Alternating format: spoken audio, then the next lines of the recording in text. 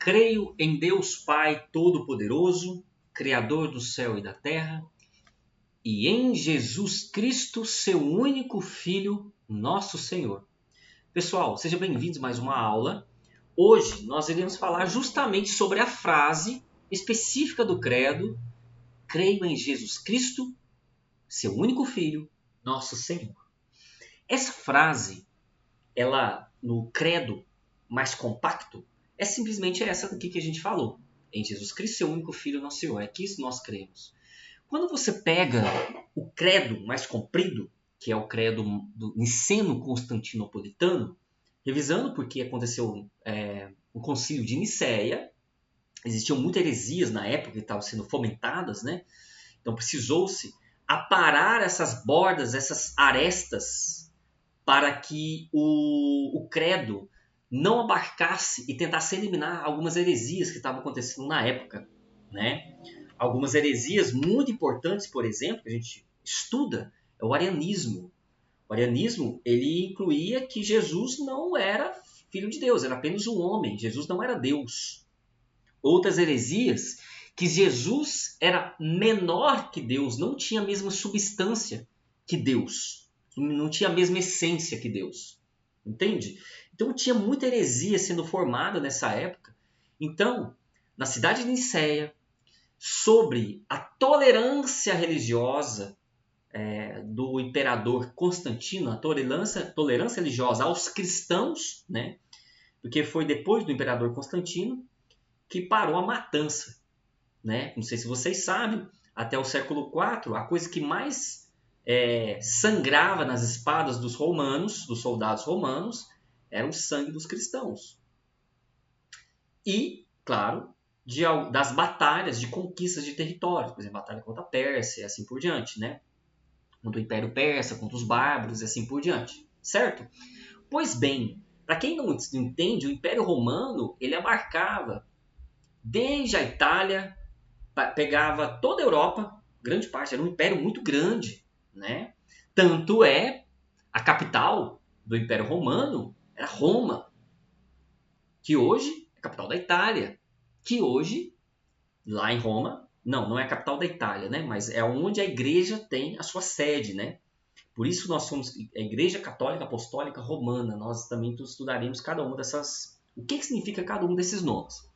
Pois bem, então se você for lá no símbolo niceno-constantinopolitano e formos estudar a frase em Jesus Cristo, seu único Filho, nosso Senhor, ela está escrita assim, ó: creio em um só Senhor, Jesus Cristo, Filho unigênito de Deus, nascido do Pai, antes de todos os séculos, Deus de Deus, luz da luz, Deus verdadeiro de Deus verdadeiro, gerado, não criado, consubstancial ao Pai, por ele todas as coisas foram feitas, e por nós homens, e para a nossa salvação, desceu dos céus. Quando você fala desceu dos céus, na missa, você está professando isso, você ajoelha.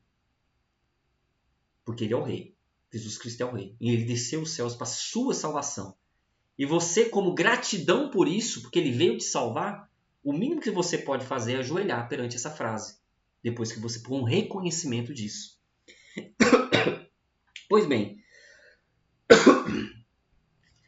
Então vamos dar uma olhadinha na nossa apostila, no capítulo que fala especificamente em Jesus Cristo, seu único Filho, nosso Senhor. Lembrando que algumas apostilas podem estar com um erro, como essa daqui. Ela está escrito como capítulo 9, mas não é capítulo 9, tá? É capítulo 8. Muito bem. Jesus Cristo é a segunda pessoa da Santíssima Trindade. Lembra do dogma da Santíssima Trindade? Nós temos o primeiro. Primeira pessoa da Santíssima Trindade. Pai, segundo o Filho e terceiro o Espírito Santo. Certo? Todos possuem a mesma essência. A mesma essência ou substância. O nome substância significa essência, tá? Para a gente aprofundar um pouco isso, a gente tem que estudar uma disciplina chamada metafísica. Uma disciplina herdada lá dos gregos, né? cujo um dos grandes nomes é Aristóteles. Aristóteles ele cunha, né, a metafísica, né, propriamente dito. Ele bate o martelo do que é. E ele estuda justamente sobre a essência das coisas, o conceito de forma, de matéria, de potência, de ato, né, que foi um dos argumentos que a gente utilizou para comprovar a existência de Deus racionalmente. Se prova através da metafísica, né? Pois bem, vamos lá. Então, nosso Senhor Jesus Cristo é a segunda pessoa da Santíssima Trindade. Mas aí, te respondo, o que significa a palavra Jesus? Jesus, no hebraico, a língua hebraica, significa Deus salva. Deus salva. Por que Jesus está associado com o nome de Cristo? Quando a gente fala Jesus, né, aquele que é o Deus que salva. Por que Cristo? O que significa a palavra Cristo? A palavra Cristo, tanto no hebraico quanto no grego, significa ungido. Então nós estamos falando que é aquele que Deus que salva, que é aquela pessoa que é Deus que salva, e essa pessoa é ungido. Quando você professa meu Senhor Jesus Cristo, você está falando que você está reconhecendo que ele é o Deus salvífico na pessoa dele, e você está professando que ele é ungido. Ele é o Messias, ele é o esperado. Ele é o tão esperado Messias que prometeu Deus aos profetas. Entende? Olha a importância de você saber estudar o nome das coisas. Lembra que na última aula a gente falou sobre a subversão da linguagem, que nós perdemos a capacidade de definir as coisas? Então, muitas pessoas não sabem que Jesus, a palavra Jesus significa Deus salva, e a palavra Cristo significa ungido, aquele que é enviado, Messias. Então, quando você fala, creio em Jesus Cristo, você está professando todo esse arcabouço de ideias em uma única. Por isso, gente, que o credo é a síntese da fé católica. E eu acho tão interessante que as pessoas não estudam ele. Ele é o coração. Tanto é o coração, quando você pega o catecismo da Igreja Católica, que é obrigatório todo católico ter. Isso aqui é obrigatório. Todo católico ter. Ah, Douglas, eu não gosto de ler. Nossa, tem tanto vídeo no YouTube explicando sobre. Tanto é verdade que nós temos que estudar, que o credo é muito importante, porque ele sintetiza toda a fé católica. Dá uma olhada. Aqui, nessa primeira parte aqui, ó, nessa parte aqui do livro, isso aqui em tudo é sobre o credo católico. O resto são as outras coisas. Você observa que ele ocupa mais de 1/4 só do estudo da fé católica. Você vê a importância do credo. E os católicos, como isso é uma questão cultural do Brasil, uma deficiência muito grande de estudo que nós observamos, eles não sabem, eles pensam que é simplesmente uma oração que se fala lá no meio. Não, você está sintetizando toda a sua fé católica, caramba. Aquilo ali é o que você acredita. Entende? Então, na fórmula breve, Jesus é o Cristo, Jesus Cristo, exprime-se o centro da fé cristã. Jesus é o filho de um simples carpinteiro de Nazaré, tanto que o pessoal fala quando Jesus é deposto em público, mas esse não é o filho do carpinteiro, o nazareno, porque ele nasceu em Nazaré. É o Messias e o Salvador esperado. O nome Jesus, em grego, significa ungido, que é a mesma coisa no hebraico. O que significa dizer que Jesus é o Filho unigênito de Deus? Então, se a gente colocar lá no credo, lá no credo niceno-constantinopolitano, você vai estar lá escrito: creio um só Senhor, Jesus Cristo, Filho unigênito de Deus. A palavra gênito vem de Gênesis. Gênesis significa origem. Por isso que Gênesis, a palavra gen, deriva a palavra genética, Gênesis. Genes deriva a palavra genealogia, deriva a palavra gênito. Tudo isso significa Então, a palavra genes, o radical, prefixo genes, ele significa justamente isso. Ele significa origem. Origem. É daí, então, quando a gente fala assim, filho uni, significa um, gênito. Então quer dizer que Deus originou um único filho, que é o nosso Senhor Jesus Cristo, não há outro. Então quando você fala assim, creio em um só Senhor Jesus Cristo, Filho unigênito de Deus, você está limpando da terra, ou tentando fazer uma tentativa de limpar as heresias da época, ou até heresias modernas, que falam que Jesus Cristo é apenas um ser a mais dentro de outros. Não, ele é o único. Ele é o Salvador. Deu para entender quando você professa isso? É isso que significa. Vamos lá. Quando Jesus Cristo se declara Filho unigênito de Deus, como testemunho São Pedro e outros discípulos, fica expresso que, em toda a humanidade, apenas Jesus é mais que um simples ser humano. Apenas Jesus é mais que um simples ser humano. Ele não é um ser humano qualquer. Daí, na época, quando o credo ele foi... Ainda existe essa heresia, tá? Deixa eu falar um negócio para vocês, gente. Isso é muito sério. As heresias não morrem. É impressionante, as heresias não morrem. Elas sempre são readaptadas, transfiguradas, mas elas não morrem. Eu vou te dar um exemplo. Na época, uma heresia muito forte que adentrou-se na época era a heresia do arianismo,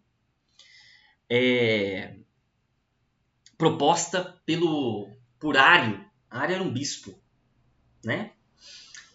E foi justamente no Concílio de Nicéia que os bispos deram uns tapas nele lá. Literalmente ele saiu no tapa. Mas por quê? Ário, ele propunha que Jesus não era Deus. Jesus não era um filho de Deus. Entende? Então quando eu falo assim, filho unigênito de Deus, eu falo assim, não senhor. Jesus é Deus, ele é o filho único dele. Ele não é só mais que um homem, como o arianismo propunha. Certo? Mas o arianismo, ele ainda existe hoje. Existem várias pessoas, e possivelmente você conhece alguma, que acreditam que Jesus é só um ser iluminado. Apenas mais um ser humano muito inteligente. Apenas um Jesus histórico que foi enviado para cá. Mas não é isso, entendeu? Existem mais coisas ali. Então, você vê, a heresia do arianismo ela não morreu ainda. Você pode observar que tem pessoas ao seu redor, talvez você não tenha isso, mas você já ouviu falar de pessoas que professam dessa maneira, que Jesus é apenas mais um ser humano qualquer, não é? Ou que Jesus é apenas um mero escolhido ali, mas Deus ele não é, entende? A segunda pessoa é chamada de filho porque é gerada pelo Pai pela via da inteligência, desde toda a eternidade, e por isso é chamado Verbo eterno do Pai. Pessoal, a segunda pessoa é chamada de filho porque é gerado pelo Pai pela via da inteligência. Não sei se vocês estão lembrados, na aula passada nós estudamos sobre a alma do ser humano, como Deus cria o ser humano. E o ser humano ela é dotado de alma ou potências. Na filosofia, alma e potência têm quase os mesmos significados. Só para facilitar para vocês, tá? Não é o significado específico, mas é muito similar. Alma significa movimento, ânima, aquilo que movimenta, certo? Então nós temos a alma vegetativa, a alma sensitiva e a alma intelectiva ou espiritual. A alma espiritual ela é dotada de duas faculdades, intelecto e vontade. Por isso que os anjos são formados de intelecto e vontade, os demônios de intelecto e vontade, a sua alma é de intelecto e vontade. Ok? Mas o intelecto que nós recebemos, ele não vem de nós. Ele não vem. Da onde que ele vem? De alguém que já tem esse intelecto anterior, que é Deus. Ok? E a vontade vem da onde? Vem de Deus. Então nós recebemos esse arcabouço todo. Então nós coparticipamos do intelecto divino. O intelecto é como se fosse um grande intelecto, certo? Divino. E nós participamos de maneira mais perfeita ou de maneira mais imperfeita. De maneira mais perfeita, nós participamos como nós estamos em estado de graça. De maneira mais imperfeita, como estamos em pecado, ou pessoas que abstraem do pecado e ficam cegas, né? Por isso que nós não conseguimos chegar ao transcendente, né? Hoje nem precisa falar que a humanidade está muito cega e não participando de modo perfeito do intelecto divino, né? É por isso que o autor aqui coloca, que é o catecismo lá do Papa Pio X, ele coloca que a segunda pessoa é chamada de filho porque é gerada pelo Pai pela via da inteligência. Deus fala fiat lux, e do latim faça-se a luz. Então o logos divino, o intelecto divino fala faça-se a luz, e a luz se faz. Ele professa o verbo, e o verbo se transforma em realidade. A única pessoa que consegue fazer isso é Deus. Ok? Quando fala... Aí vem uma pergunta, que é uma pegadinha.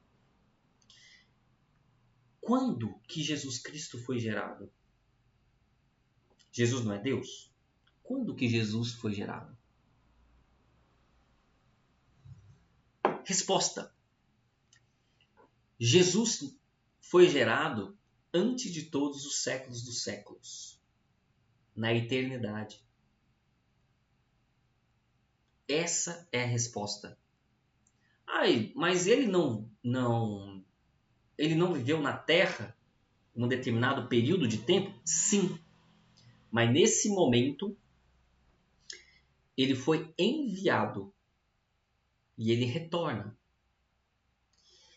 Existem dois conceitos que vocês têm que ter em mente para entender isso. É complexo, tá? É complexo, porque a fé católica é complexa e ela é alicerçada na filosofia, na razão, porque é por meio da razão que eu consigo contemplar e esmiuçar o projeto de revelação divina.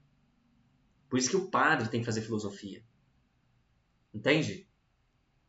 Por isso que ele tem que fazer filosofia. Todo padre é um filósofo.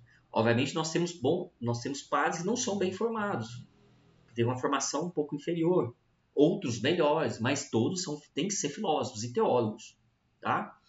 Pois bem, a eternidade é definida, por exemplo, como São Tomás de Aquino, não sei se é São Tomás de Aquino ou Santo Agostinho, como uma posse simultânea e perfeita do ontem, do agora e do depois. Posse simultânea e perfeita do antes, do agora e do depois. Tá? Porque na eternidade não existe tempo. Não existe tempo. A esse tempo, vírgula, da eternidade, nós damos o nome de Kairos. E o tempo em que nós vivemos, onde que está a matéria, nós damos o nome de Cronos. Daí que deriva cronológico, cronologia, cronômetro, porque Cronos significa tempo. Creio eu em grego, né? O sufixo Cronos, eu acho que é do grego. Significa tempo. Então, Jesus Cristo, que foi o Filho unigênito enviado para a nossa salvação, ele sai da eternidade, rasga o Kairos e adentra no Cronos, no tempo. E aí ele compartilha a sua humanidade conosco durante 33 anos.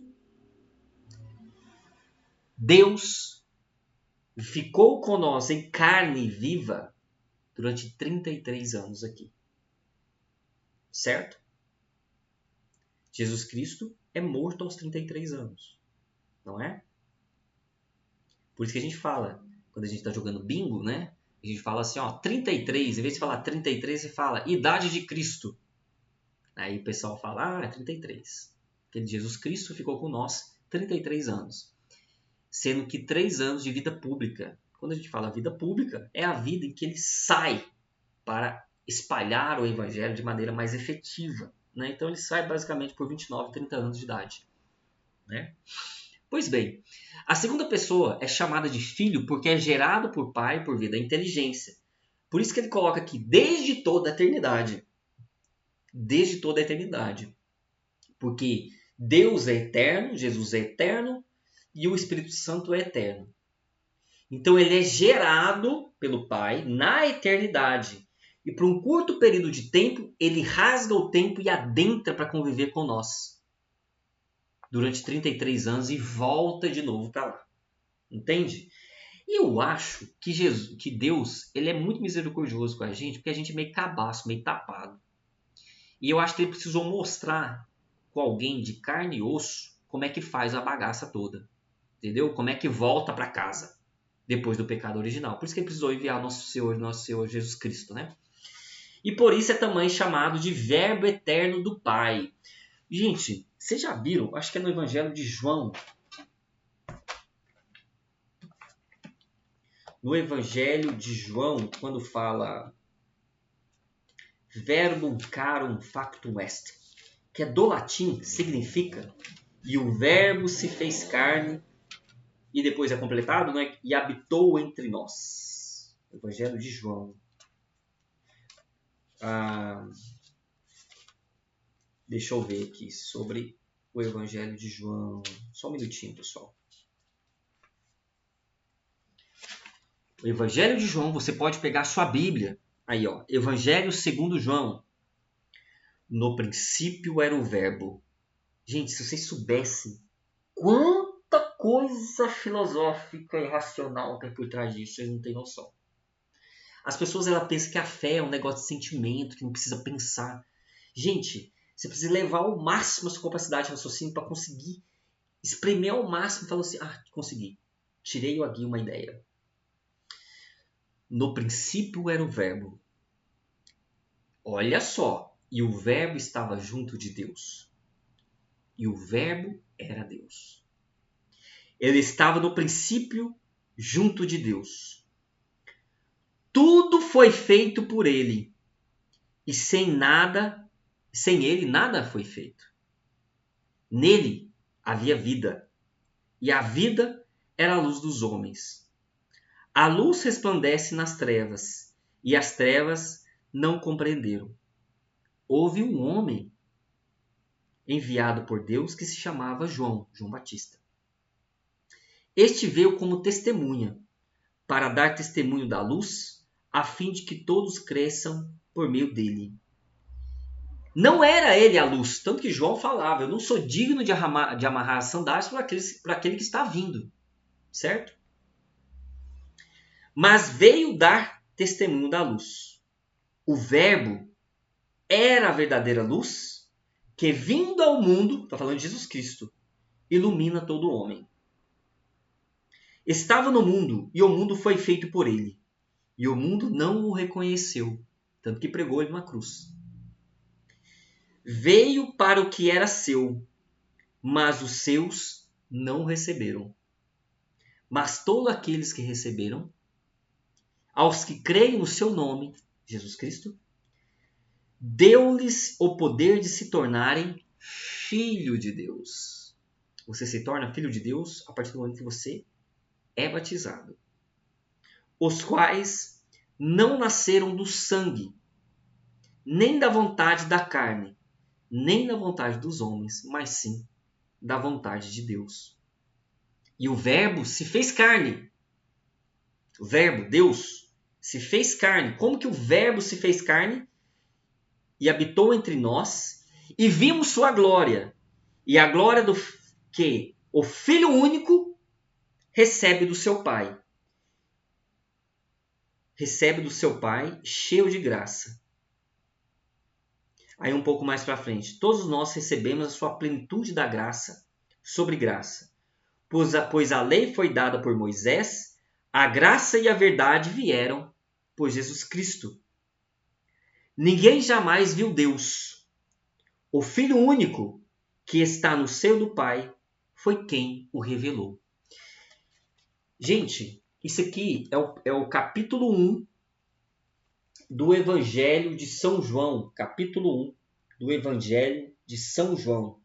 Tá? O Evangelho capítulo 1 inteiro aqui. do inteiro não, do versículo 1 ao versículo 18. E o verbo se fez carne e habitou entre nós. Verbum carum facto est. O que significa, então, quando a gente fala Jesus Cristo é o verbo encarnado? Uma das maneiras de referenciar a Deus é que ele é o Logos, ele é o verbo divino, certo? Quando Deus pensa por meio do seu intelecto e fala, faça-se, ele instantaneamente, aquilo sai da não existência para a existência. A esses seres nós falamos que são contingentes, né? A gente dá um nome difícil, mas chama contingência. É aquilo que poderia não ter existido, mas existe. Sabia que você é um ser contingente? Você poderia não ter existido? Você já agradeceu a Deus hoje por meio de suas ações por ter escolhido a sua existência? Porque você poderia não ter existido. E a sua existência só é possível porque você existe em Deus. Ele é o único que é capaz de pôr a existência e tirar a existência. Certo? Só que olha que interessante. Deus é tão perfeito, é tão amor, é tão caridade, que ele, a partir do momento que ele cria a sua existência, existe uma parte sua que nunca deixará mais de existir. Você sabia, o seu corpo vai deixar de existir. Mas existe uma parte que é eterna, que é a sua alma. Que é a sua alma. E ela nunca deixará de existir. Só que tem um problema, mané. Dependendo do que você faz aqui, no seu juízo final, no seu juízo particular, que é quando você será julgado por Deus, porque Deus tem a luz, tem a lei na mão, que há de vir a julgar os vivos e os mortos, que você fala isso também no credo, e você deve crer como católico, você pode, mesmo Deus demonstrando a luz dele, a face dele, você pode negá-lo. E você ainda em vida tem a capacidade de reconhecer isso. Na eternidade não, mané. Na eternidade, o que foi, já era. Você não terá o corpo a redimir e buscar a Deus. É por isso que inferno é o estado de total separação de Deus, o estado de total sofrimento. Só que você nunca se satisfaz porque você não tem um corpo para ter isso. Entendeu? É como se fosse um cara viciado em drogas. Suponhamos, um exemplo. Não que o viciado em drogas não vá para o inferno, não é isso, tá? Mas é como ele não tem um corpo para satisfazer o vício da droga e não tem a droga em si na eternidade. Imagina então sua alma sofrendo eternamente por inanição pela falta de droga. Deu para entender o que é o inferno? Isso é o inferno, deu? Então, a segunda pessoa é chamada de filho porque é gerada pelo Pai, pela vida, inteligência, do Logos divino, desde toda a eternidade. Quando o Senhor Jesus Cristo foi gerado? Na eternidade. A gente não sabe o tempo, né? Então é gerado na eternidade. E por isso é também chamado de verbo eterno do Pai. Verbo eterno porque Jesus Cristo é eterno. Ok? Ele só teve que adentrar durante 30 anos, se fazer homem. Então, o verbo encarnado. Então, por que chama verbo encarnado? Deus, primeira pessoa, é o verbo. Certo? Quando a gente fala encarnação, é que o verbo se transfigura, se transforma em algo visível e carne, em um ser humano. Jesus Cristo, gente, ele era homem igual nós. Idêntico. A única coisa que nosso Senhor Jesus Cristo não era idêntico em nós era no pecado. Ele não tinha pecado. Tá? Não tinha pecado. É até irracional pensar que ele tinha um processo. Porque se ele tivesse pecado, ele não seria Deus. E sendo que pecado é a definição daquilo que se afasta de Deus. Logo, ele não é Deus se ele tiver pecado. Entendeu? A linha de raciocínio. Pois bem, então a segunda pessoa é chamada Filho de Deus porque é gerada pelo Pai, por via da inteligência, de todas as eternidades, e por isso também é chamado de Verbo Eterno do Pai. Quando nós professamos o credo niceno-constantinopolitano, nós falamos, creio em um só Senhor, Jesus Cristo, Filho unigênito de Deus. A gente já estudou porque é o único só. Aí que vem, nascido do Pai. Jesus Cristo foi gerado do Pai. Antes de todos os séculos. Quando eu falo antes de todos os séculos, é antes de todos os tempos cronológicos. Tá? porque ele foi concebido no intelecto divino na eternidade. Na eternidade não tem tempo, então por isso se fala antes dos séculos. Todas as vezes que você fala pelos séculos dos séculos, antes de todos os séculos das orações, significa que você está referenciando à eternidade. Tá? E aí tem 2 pontos. Então ele começa, o credo niceno-constantinopolitano, ele começa a adjetivar quem é a segunda pessoa da Santíssima Trindade, que é Jesus Cristo. Ele é Deus de Deus. Deus de Deus? O que significa isso? O pronome de Deus, ele significa que ele vem de Deus, mas ele é Deus que vem de Deus. Entende? Luz da luz. Quer dizer que Jesus Cristo é a luz. E ele derivou de Deus, que também é luz. Deus verdadeiro de Deus verdadeiro. Deus é a verdade. Logo, Jesus Cristo também é a verdade. Só que a verdade é derivada da verdade. E aí vem um negócio muito interessante. Gerado. Tá assim, ó. Deus verdadeiro de Deus verdadeiro. Gerado, não criado. Por que tá assim? Gerado e não criado. Porque se Jesus Cristo foi criado por Deus, significa que Jesus é uma criatura perante a Deus. Como ele não é uma criatura perante a Deus, porque ele é o próprio Deus, por isso que ele foi simplesmente gerado. Então, quando você fala que Deus, suponhamos, ele é criado, Jesus Cristo é criado por Deus, significa então que Jesus Cristo é inferior a Deus, mas ele não é, ele é co-substancial ao Pai. Co-substancial ao Pai quer dizer que ele tem a mesma essência do Pai. Entende? A mesma essência do Pai, a mesma substância do Pai. Certo? Por ele todas as coisas foram feitas. Como Jesus Cristo é Deus, por ele todas as coisas foram feitas. E por nós homens, assim, devido a nós homens, para nós homens, e para a nossa salvação, Jesus Cristo desceu dos céus, saiu da eternidade e compartilhou a sua existência conosco durante 33 anos. Okay? Vamos lá. Por que razão os cristãos tratam Jesus por Senhor? Para nós, dizer que Jesus é o Senhor implica que um cristão não deve se submeter perante a nenhum outro poder. Tá? Então, por isso que nós falamos nosso Senhor Jesus Cristo. Ele é o ápice. Tá? Não se submeta a nenhum outro poder sem ser Jesus Cristo. Não negue a sua fé. Hoje existe uma perseguição do Estado aos cristãos. Não sei se você sabe. Em muitos lugares, escolas talvez, você não pode professar a sua fé. Você pode falar que você é cristão. Não, eu não sigo isso, eu sigo a nosso Senhor Jesus Cristo, não vou negar minha fé. É isso que faz muitos cristãos serem mortos por não negarem a sua fé pelas revoluções muçulmanas hoje em dia. Você já viu? Aqueles muçulmanos, o Islã, por exemplo, que professa a sua fé em Allah. Por que aqueles cristãos morrem? Porque eles não negam a sua fé. Entendeu? E aí? Como é que está a sua fé? Você teria capacidade de não negar a nosso Senhor Jesus Cristo perante um revólver? Pense nisso, né? Porque muitos cristãos morrem no mundo, ou ainda hoje, tá? A religião mais perseguida no mundo é porque os meios de comunicação não relatam sobre isso. Você não vai ver, obviamente, porque os meios de comunicação estão na mão dos globalistas, né? Da elite progressista mundial. Ele não vai ver. Ele quer, a elite progressista mundial, ela quer acabar com o cristianismo, porque o cristianismo é um empecilho para eles, né? Pois bem, por isso que você não vê tanto, né, essa mortandade. Acessem, para quem tem curiosidade, acesse o documento chamado Ajude a Igreja que Sofre.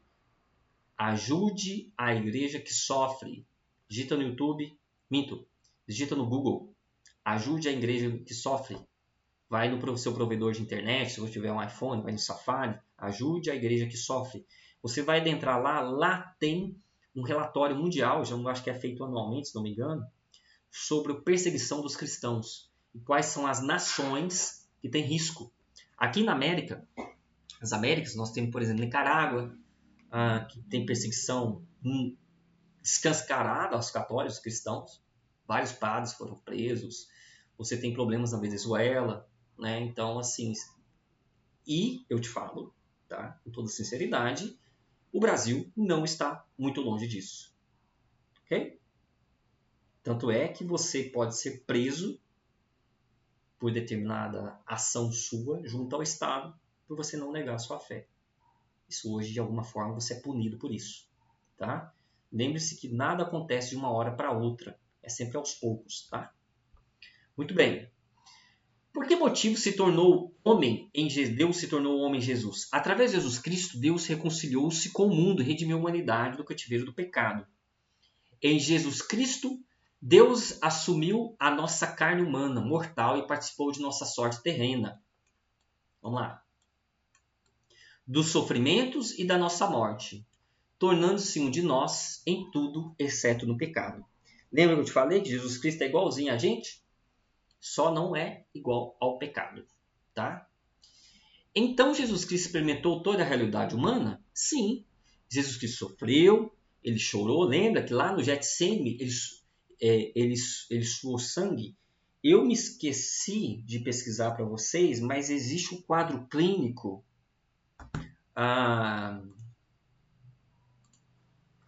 Deixa eu pesquisar para vocês.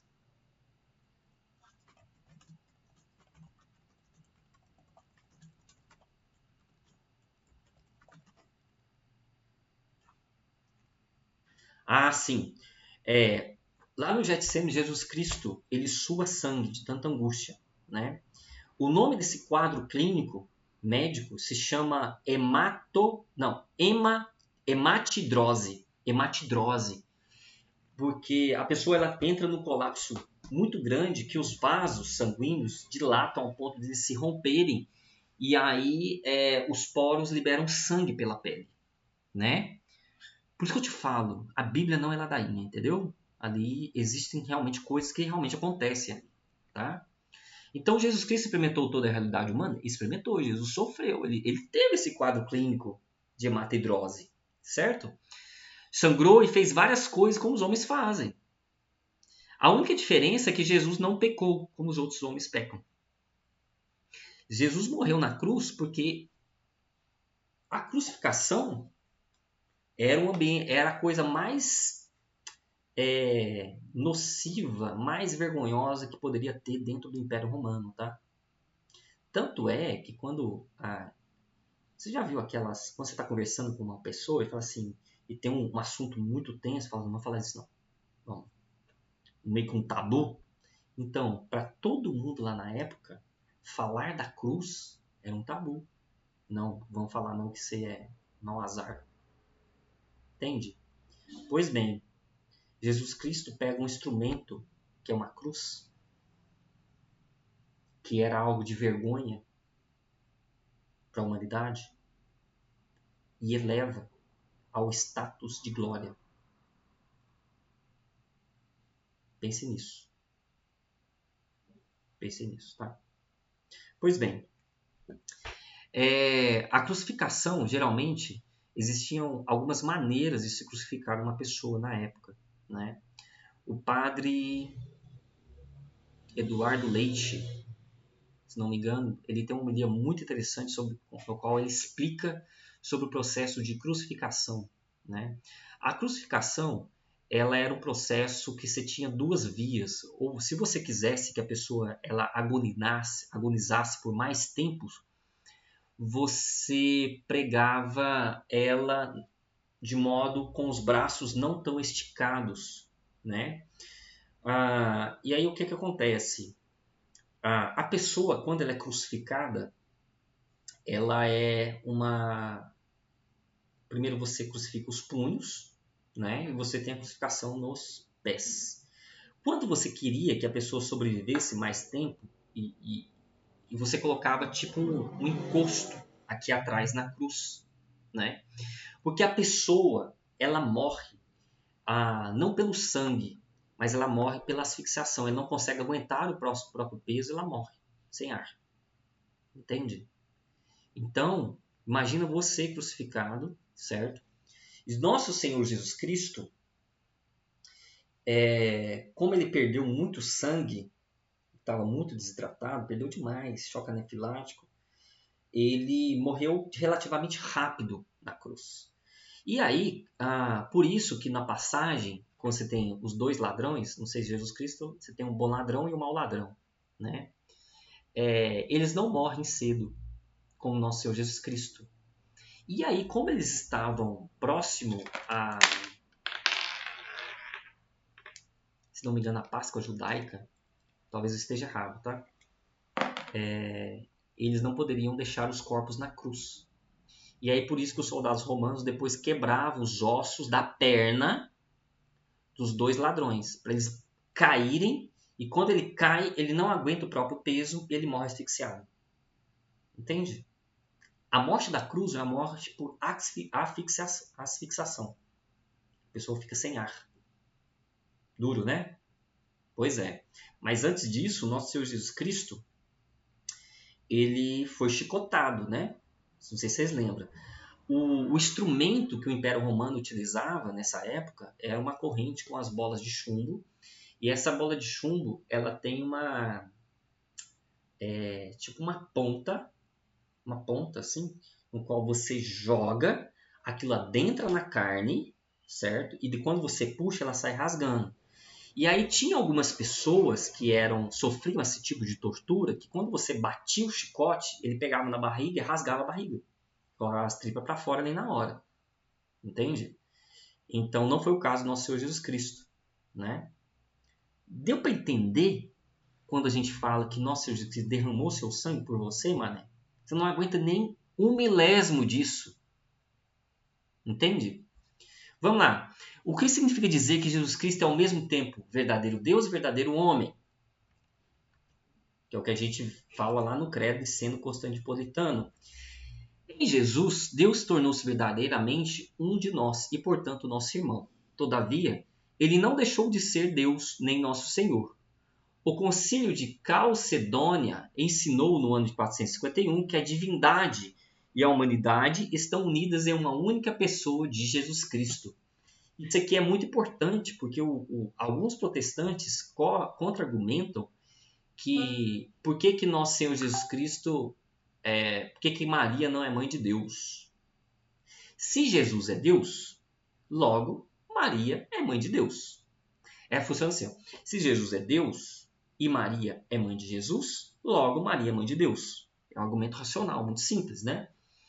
E aí, uma das maneiras que os protestantes utilizam para contra-argumentar essa maternidade divina de Jesus, na qual nós chamamos de Theotokos, é apelar para que Jesus tinha duas. A divindade de Jesus é separada da humanidade. Aí eles falam assim, Maria é só mãe do homem de Jesus, mas não é mãe da divindade de Jesus. Me poupe, né? Está querendo, então, separar em Jesus Cristo a humanidade dele com a divindade. Então, por que ele ressuscita? Por que a humanidade dele ressuscita de corpo e alma elevada ao céu, tanto que a gente celebra na festa de Assunção? Deu para entender? Não faz sentido? Pois bem. Como sabemos que Jesus Cristo é o verdadeiro Deus? São 4 coisas. 1. Pelo testemunho do Pai Eterno, quando diz, este é o meu Filho muito amado, no qual tenho posto todas as minhas complacências. Ouvi-o. Quando Jesus ele sobe ao monte e ele é transfigurado, tem a transfiguração do nosso Jesus Cristo, e aparece do lado de 2 profetas, Elias, acho que Elias e Moisés, se não me engano. Não me engano, tá? E até Pedro fala, não, arma 3 tendas aí, vamos ficar aí, galera. Porque vai ficar aí com nós, né? E aí Deus fala nesse exato momento, apontando para todo mundo, fala assim, ó, este é o meu Filho muito amado, no qual tenho posto todas as minhas complacências, ouviu, certo? Outra coisa, pela afirmação do próprio Jesus Cristo, confirmado com os inumeráveis milagres que ele fazia na época, pela doutrina dos apóstolos. Os apóstolos professavam isso e ensinavam isso às outras pessoas, que chamavam de tradição apostólica, que foi um dos pilares rompidos por Lutero, pela Revolução Protestante, que aí está incumbido na quarto pilar, que é pela tradição constante da Igreja Católica. Da onde que a Igreja Católica derivou, tirou do sovaco? Será que tirou do sovaco a missa? Não, ela vem pela tradição apostólica oral dos apóstolos, que não escreveram isso no papel. Os padres apostólicos depois, você tem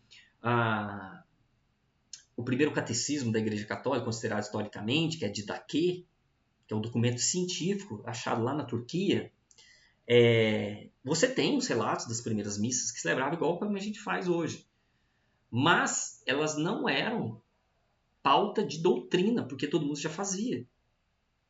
E aí, quando a Igreja Católica define qual que é o cânon bíblico, qual que são os evangelhos, que vão falar, não, vamos sintetizar tudo aqui, porque esse negócio vai ficar um trombolho enorme. Não sei se vocês têm conhecimento, mas a editora Paulus, ela tem todos os volumes dos padres apostólicos. Os padres apostólicos são assim, ó. Primeiro você teve Jesus Cristo, os apóstolos, e você tem os apóstolos dos apóstolos, os discípulos dos apóstolos, e esses discípulos com os outros que foi ensinando outros discípulos, assim por diante. A segunda, terceira e quarta geração dos apóstolos, que aprenderam muito diretamente com os apóstolos, é chamada de padres apostólicos. A editora Paulus, ela tem uma coleção verde dos escritos desses padres apostólicos. Gente, pensa num trombolho. Eu estou falando assim de volumes, de ocupar uma galeria assim da estante da sua casa inteira. Você pega um armário, metade dele é só essa coleção dos padres apostólicos, de todos os escritos da época. Exemplo, Santo Inácio de Antioquia. Ele escreve lá cartas aos Efésios. E na carta aos Efésios, a Éfesos, ele descreve sobre Maria, sobre a Eucaristia, sobre o batismo de crianças. Entende? Inácio de Antioquia. Inácio de Antioquia foi discípulo de São João. São João Batista. Não, São João Evangelista. Foi discípulo direto. Então quer dizer, então, que Inácio de Antioquia aprendeu errado com São João. E você que fala que não, ele defende. Por que ele defende as celebrações no domingo?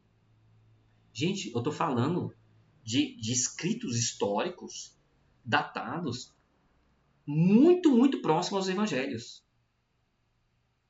Por isso que eu peço licença a falar uma frase para vocês, mas ela é muito verdade. Para você ser protestante, você não pode estudar. Porque se você estudar filosofia e história, você vira católico. Entende? Não tem como correr. Vamos lá, vamos continuar.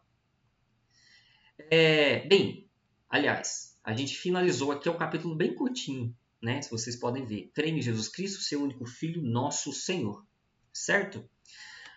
Então, pessoal, resumindo então tudo isso, quando você fala nosso Senhor, creio em Deus Pai Todo-Poderoso, Criador do céu e da terra, e em Jesus Cristo, seu único Filho, nosso Senhor. Presta bastante atenção no quanto que essas palavras são ricas.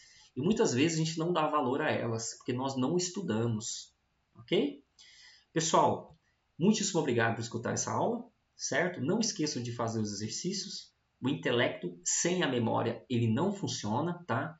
É muito raro você aprender só pela via auditiva.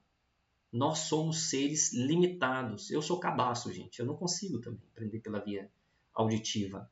Eu preciso escrever, eu preciso exercitar, eu preciso falar, exercitando a memória. E através da memória, quando o meu intelecto ele é iluminado por Deus, ele acessa a minha memória, certo? Que foi ordenada pela minha razão. Intelecto e razão não são as mesmas coisas, tá? A razão está na alma sensitiva. E aí, por meio da minha memória, eu jogo para minha vontade e ajo no mundo. É assim que funciona o ser humano, ok? Então, por isso, por gentileza, estudem. Vence a preguiça. Vamos fazer um país mais cristão. Pessoal, muitíssimo obrigado e até a próxima aula. Tchau.